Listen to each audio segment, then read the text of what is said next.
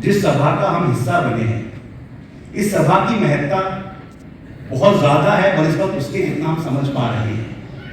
भारत सभाओं का देश है, भारत विचार विमर्श का देश है, भारत बातचीत का देश है। हमको जितना भी ज्ञान मिला है वो बातचीत से हमारे सामने आया है। राजेश जी, जॉन एलिया बड़े शायर हुए हैं, आप जानते हैं। उनका एक शेर है, उसको सुनिए और समझिए। वो दुनिया में होने वाली दुर्घटनाओं के बारे में बात कहते हैं।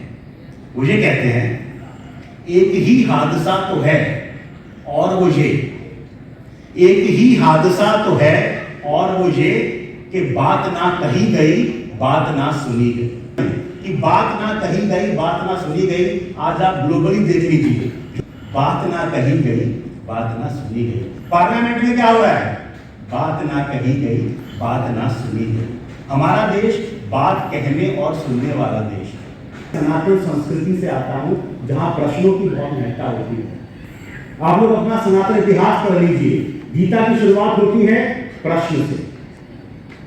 योग वाशिष्ठ एक प्रश्न है राम जी का, जिसका उत्तर दे रहे हैं महात्मा वशिष्ठ। महाभारत एक प्रश्न है, रामायण एक प्रश्न का उत्तर है। हमारे यहाँ प्रश्नों के उत्तर में बड़े बड़े ग्रंथ निकल आते हैं। तो इसके बारे में जो इस पुस्तक में लिख दिया गया है वही संसार में सब तरफ देखा जाएगा। जो इस पुस्तक में नहीं लिखा है वो कहीं नहीं लिखेगा। इसका मतलब आपकी मेरी कहानी लिख दी गई है।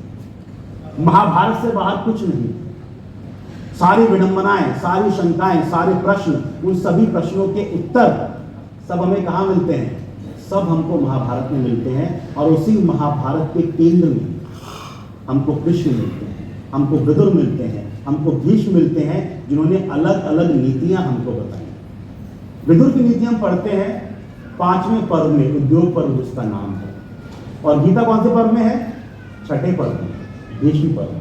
कृष्ण के गीता का ज्ञान देने से पहले विदुर लगभग वैसा ही ज्ञान दे चुके थे।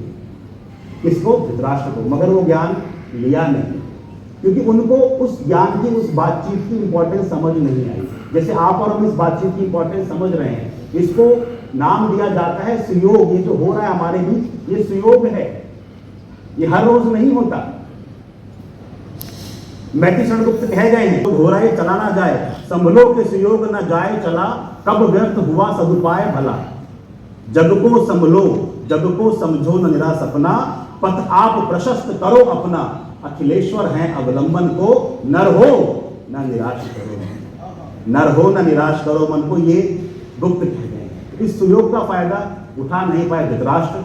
हम देखते हैं, हम समझने की कोशिश करते हैं कि आज इस विदुर नीति से हम क्या फायदा उठा सकते हैं। बातचीत है, धृतराष्ट्र के मन में संशय है तो विदुर से बात कर रहे हैं और विदुर अपने होने के मायने बता रहे हैं।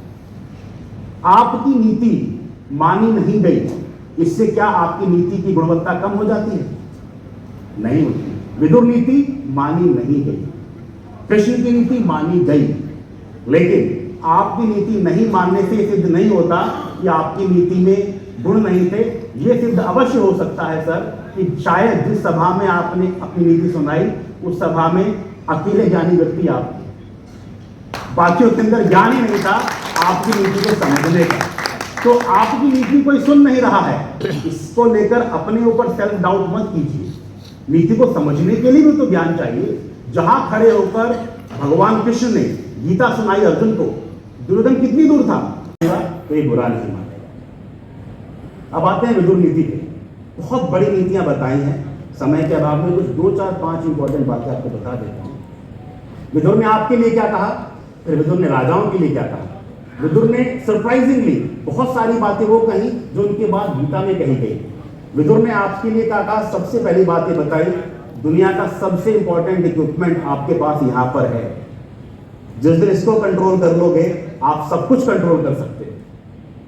क्या कहा? बंधुरात्मैव रिपुरात्मनः। बंधु माने मित्र, रिपु माने शत्रु। ये जो आपका आत्मन है, ये जो आपका मन है, ये जो आपका चेतन है, ये आपका शत्रु भी है और आपका मित्र भी है, डिपेंडिंग आप इसका इस्तेमाल कैसे करें।